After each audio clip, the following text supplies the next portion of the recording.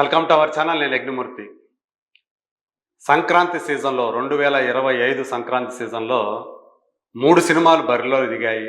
వాటిలో అన్నిటికంటే చివరగా రిలీజ్ అయ్యి అంటే లేటుగా వచ్చినా లేటెస్ట్గా వచ్చామన్నట్లుగా వచ్చినటువంటి సంక్రాంతికి వస్తున్నాం సినిమా బాక్స్ ఆఫీస్ దగ్గర ఒక ప్రపంచనాన్ని సృష్టించింది అని చెప్పాలి.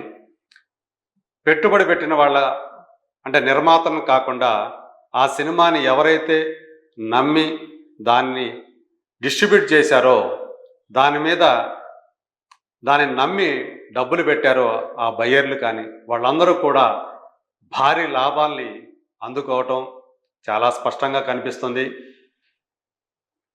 యాక్చువల్గా వితిన్ 1 వీక్లోనే 107 కోట్ల రూపాయలకు మించినటువంటి షేర్ సాధించి భారీ లాభాలను అందించింది. ఏ స్థాయిలో అంటే దీని యాక్చువల్గా ఈ సంక్రాంతికి వస్తున్నాం అనే సినిమా దాని థియేట్రికల్ వాల్యూ 41.5 కోట్ల రూపాయలు మాత్రమే.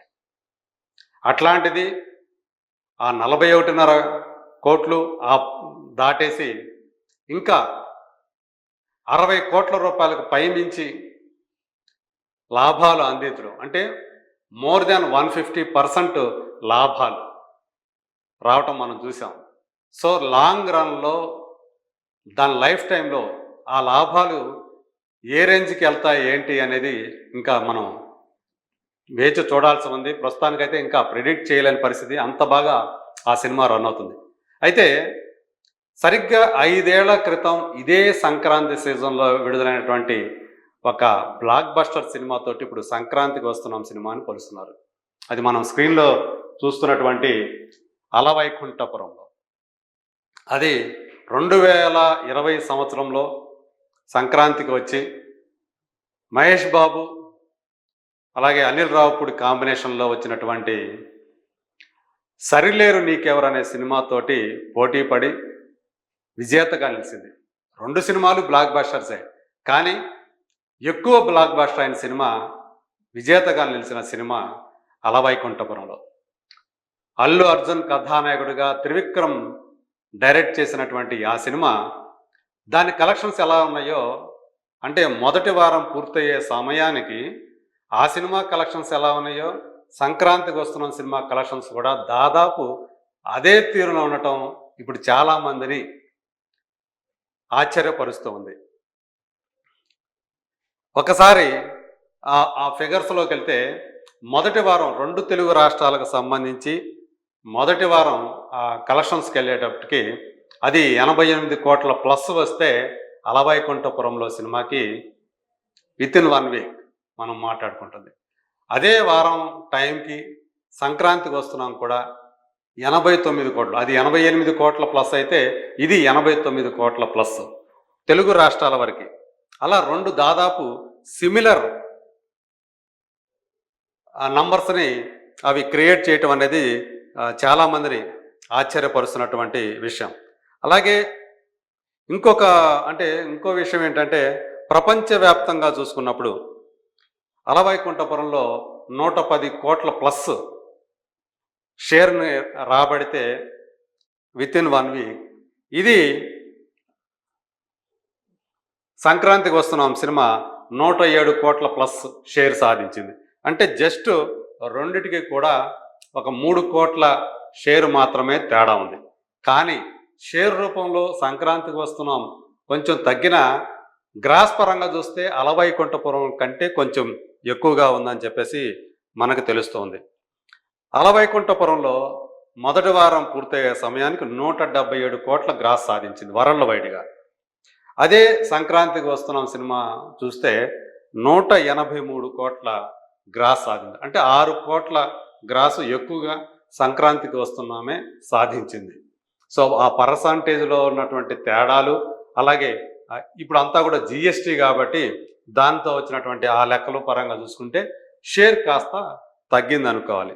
ఇలా మొదటి వారం పూర్తయ్యే సమయానికి ఈ 2 సినిమాలు దాదాపు ఒకే రకమైనటువంటి బాక్సాఫీస్ ఫలితాన్ని, బాక్సాఫీస్ లెక్కల్ని సృష్టించడం ఇక్కడ గమనించాల్సినటువంటి విషయం. 1 వీక్ తర్వాత అలవైకుంఠపురంలో 50 కోట్లు ఆ తర్వాత ఎక్స్ట్రాగా అది షేర్ సాధించింది.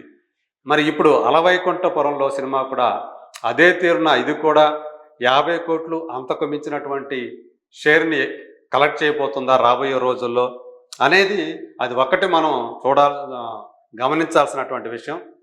సో ఏదేమైనప్పటికీ కూడా అప్పుడు అలవైకుంఠపురంలోకి ఒకే ఒక సినిమా పోటీల్లో ఉంటే 'సరిలేరు నీకెవరని' లాంటి సినిమా, ఇప్పుడు 'సంక్రాంతికి వస్తున్నాం' సినిమా 2 పెద్ద సినిమాలతో పోటీ పడింది.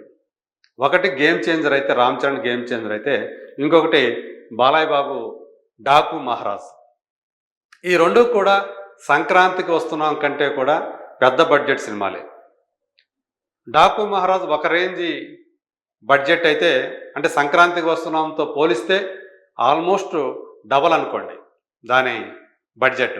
కానీ గేమ్ చేంజర్ బడ్జెట్ వచ్చేటప్పటికి దానికంటే చాలా చాలా ఎక్కువ రెట్లు బడ్జెట్తో తయారైనటువంటి సినిమా. అది ఆల్మోస్ట్ 400 కోట్ల బడ్జెట్ అని చెప్పేసి చెప్తున్నారు.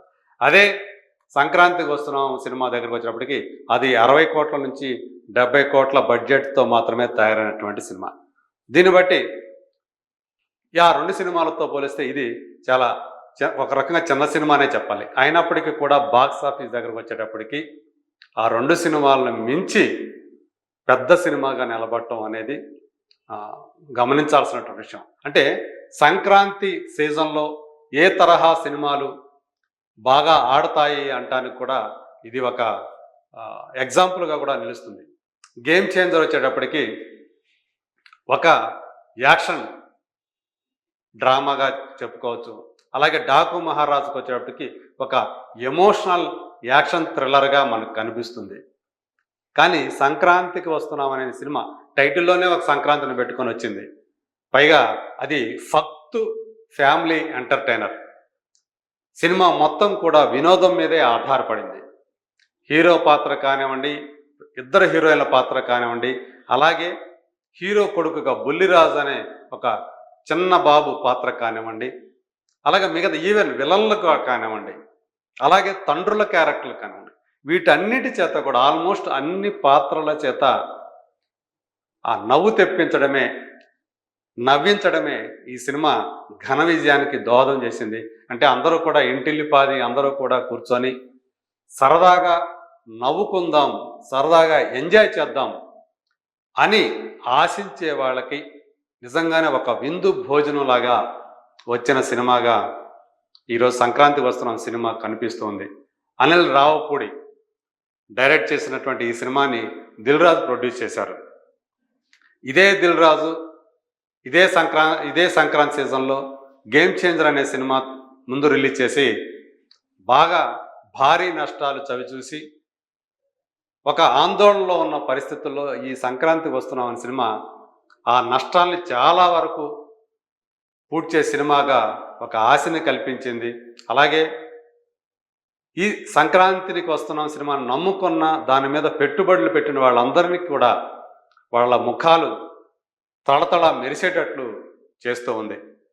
ఇలా ఇప్పుడు ఆ రోజున ఏదైతే అలవైకుంఠపురంలో సినిమా మీద పెట్టుబడులు పెట్టిన వాళ్ళందరూ కూడా ఎంత హ్యాపీగా వాళ్ళ ముఖాలు కళకళలాడాయో, ఇప్పుడు మళ్ళీ అదే తరహాలో 'సంక్రాంతికి వస్తున్నాం' సినిమా కూడా సేమ్ అదే తరహా ఫలితాన్ని చవిచూస్తూ బిగ్గెస్ట్ బ్లాక్ బస్టర్గా, ఇంకా చెప్పాలంటే రీజనల్ ఫిలిమ్స్లో పాన్ ఇండియా సినిమాలను పక్కన పెట్టేస్తే తెలుగు వర్షన్కి సంబంధించి ఒక రీజనల్ సినిమాగా రిలీజ్ అయిన వాటిలో ఫస్ట్ వీక్ మొదటి వారం గడిచేసరికి అత్యధిక వసూళ్లు సాధించిన సినిమాగా కూడా ఒక చరిత్ర సృష్టించింది. సో రాబోయే రోజుల్లో ఆ 'సంక్రాంతికి వస్తున్నాం' సినిమా ఇంకెన్ని రికార్డులు సృష్టిస్తుందో వెయిట్ అండ్ సీ.